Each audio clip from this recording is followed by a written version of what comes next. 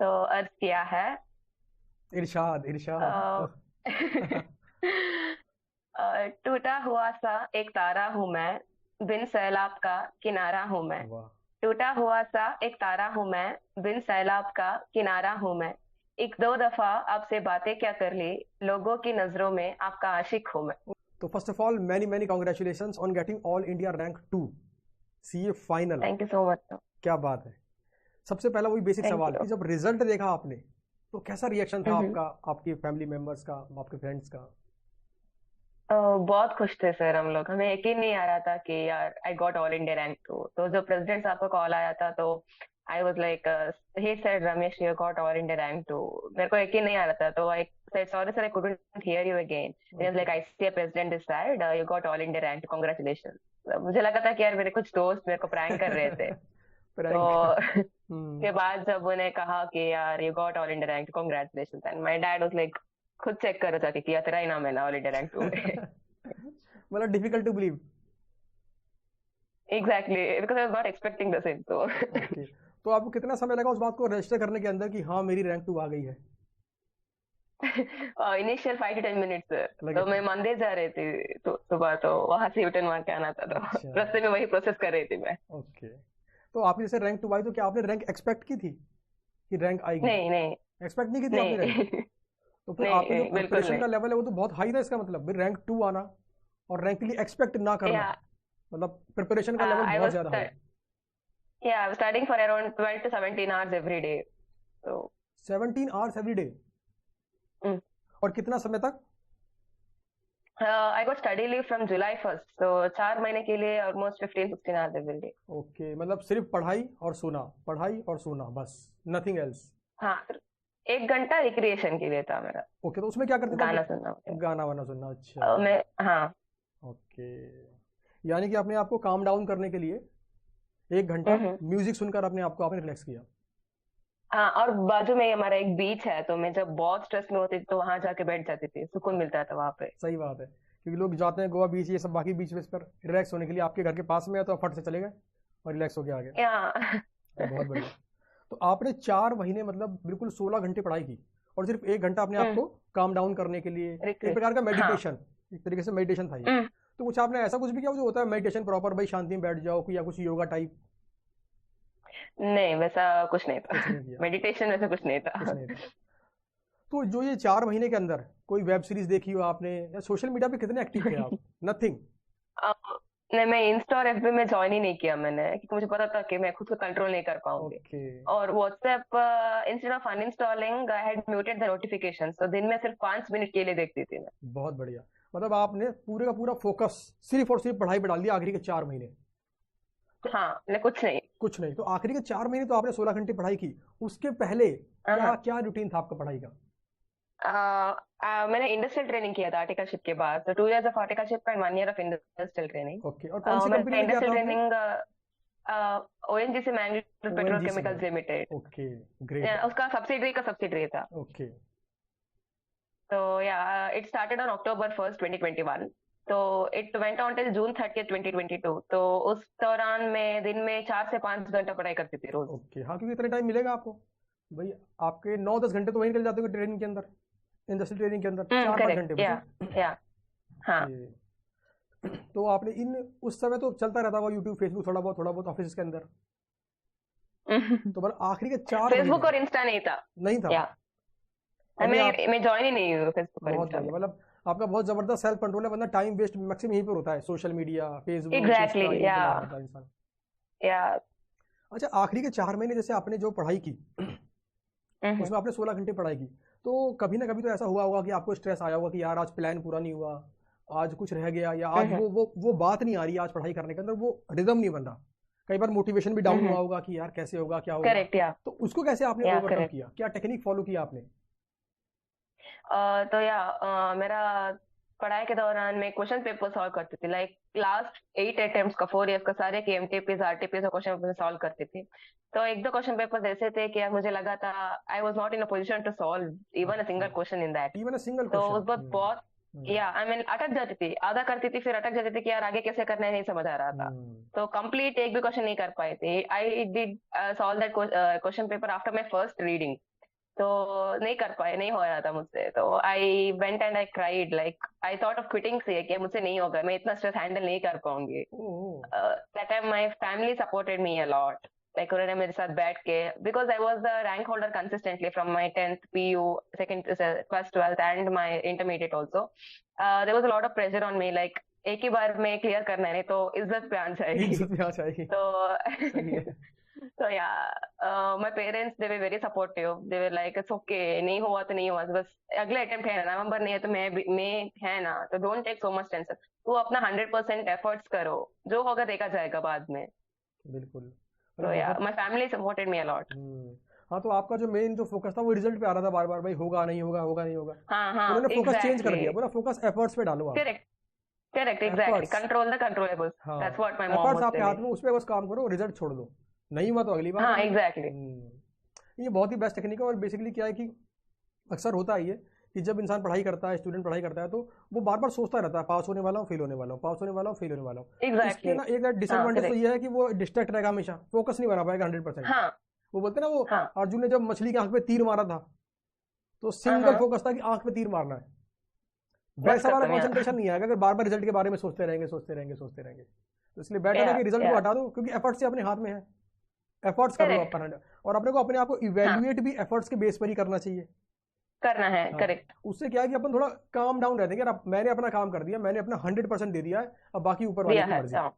जैसा वो ठीक समझे। करेक्ट या तो आपके करेक्ट या आपकी फैमिली मेंबर्स ने जो ये काम किया ना, मतलब आपका जो फोकस रिजल्ट से हटा के एफर्ट्स पे डाल दिया, मतलब बड़ी एफर्ट्स बात है। में डाला है हाँ, यार। बड़ी बात है ये। करेक्ट, करेक्ट या क्योंकि लाइफ में ना सक्सेस फेलियर तो आता रहेगा, बट एफर्ट्स होने चाहिए हाँ, कंसिस्टेंट। कंसिस्टेंटली या कंसिस्टेंटली एग्जैक्टली। होना चाहिए। अच्छा, आपके इन 8 सब्जेक्ट के अंदर कोई फेवरेट सब्जेक्ट? मेरा फेवरेट टैक्सेशन था, डायरेक्ट टैक्सेशन। Direct taxation. तो फ्यूचर के अंदर क्या हाँ इसी में जाने की सोच रहे हैं आप, इसी प्रोफाइल के अंदर टैक्सेशन? हाँ या। ओके। तो और आपका दूसरा ऑडिट था। ऑडिट। तो आपका मोटो क्या है, आप कोई सीए फर्म ज्वाइन करेंगे बड़ी, या कोई एमएनसी, या कोई पीएसयू? अभी सोचा है कि MNC ज्वाइन करूंगे। ग्रेट। क्योंकि एमएनसी में काफी एक्सपोजर मिलेगा आपको, बहुत।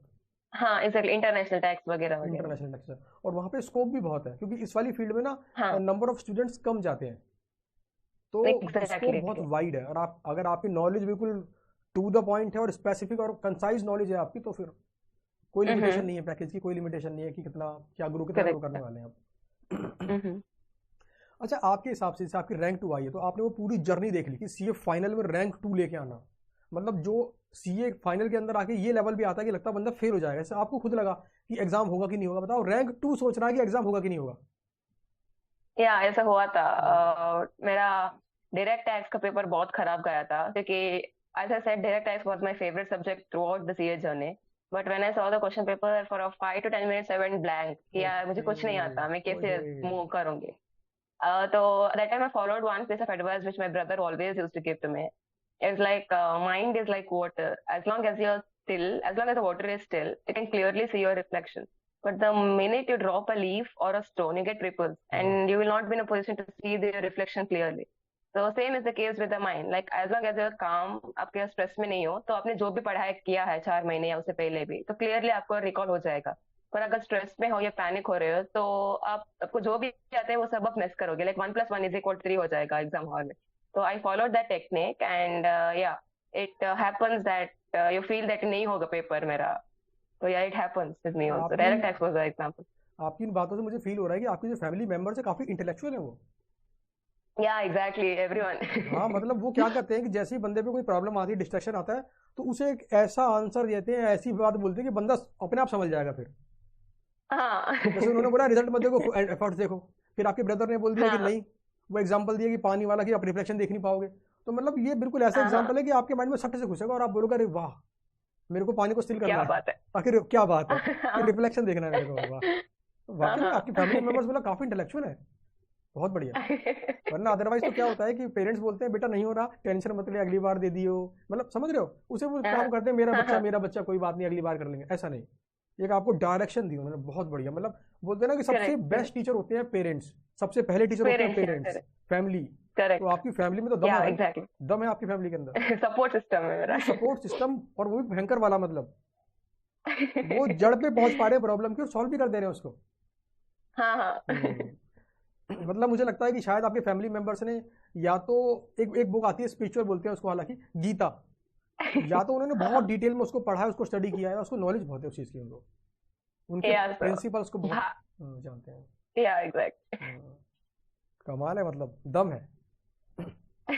सर आई थिंक आपका वीडियो लैग हो रहा है, स्टक हो रहा है। हाँ कोई नहीं, देखो मेरा वीडियो ना एक अलग जगह भी रिकॉर्ड हो रहा है, तो वहां से प्रॉपर आ जाएगा वो, कोई दिक्कत नहीं है उसके अंदर। Okay okay okay, fine fine.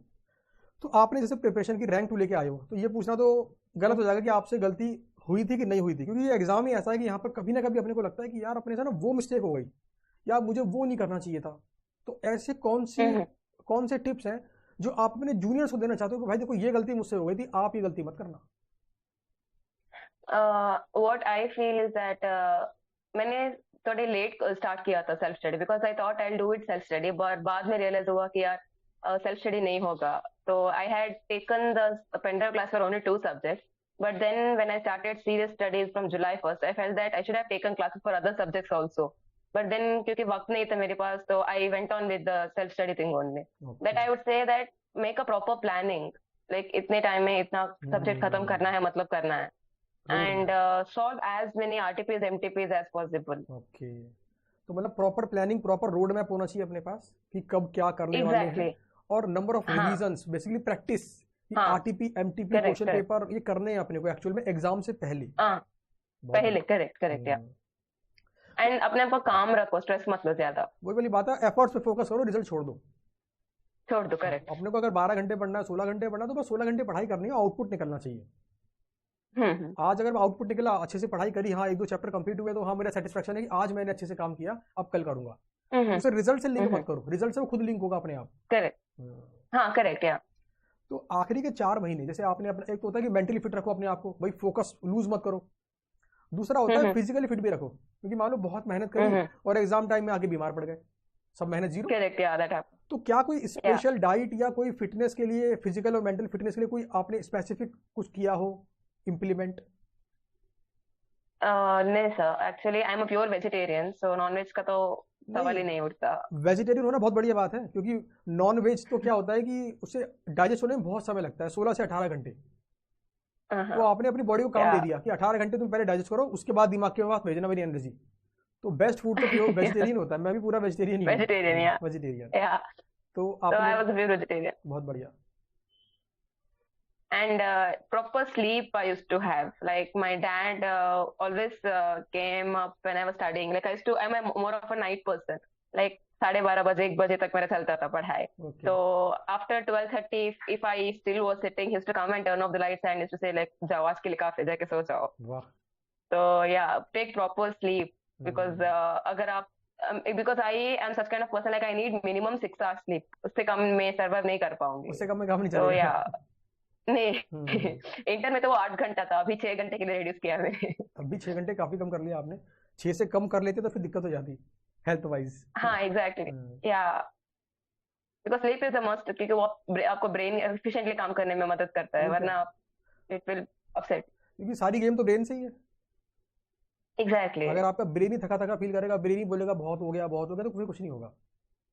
हाँ, ब्रेन को हमेशा एक्टिव होना चाहिए, एफिशिएंट होना चाहिए, ब्रेन हमेशा एनर्जी में भरा होना चाहिए कि नहीं अभी करना है, बाकी है, करना है बाकी। तो ज्यादा एफर्ट्स भी डालोगे आप, और ज्यादा रिजल्ट आएगा, output. Yeah exactly, and I used to drink a lot of water अच्छा, to keep myself calm and efficient working. हां, वैसे भी हमारी बॉडी में 70% तो वाटर ही होता है, कहते हैं वाटर ही होता है। करेक्ट। हाँ, तो this was my diet plan. Great. और देखो अगेन आपके फादर ने फिर वही रोल निभाया अच्छे वाला, कि अपना 12 साढ़े 12 बजे आ गए और बोले कि बेटा आज के लिए हो गया, आप सो जाओ, कल करना बाकी। सो जाओ। तो मतलब योर फैमिली सो सपोर्टिव, मतलब वो बहुत ही सही डायरेक्शन में आपको गाइड कर रहे हैं, इनडायरेक्टली डायरेक्टली, मतलब एग्जैक्टली यार, करेक्ट। Great family. आपने कुछ अच्छे काम किए होंगे पूर्व जन्म के अंदर, बोलते हैं ना, तो I would like to say that, yeah. अच्छे पेरेंट्स हुए, बहुत बढ़िया।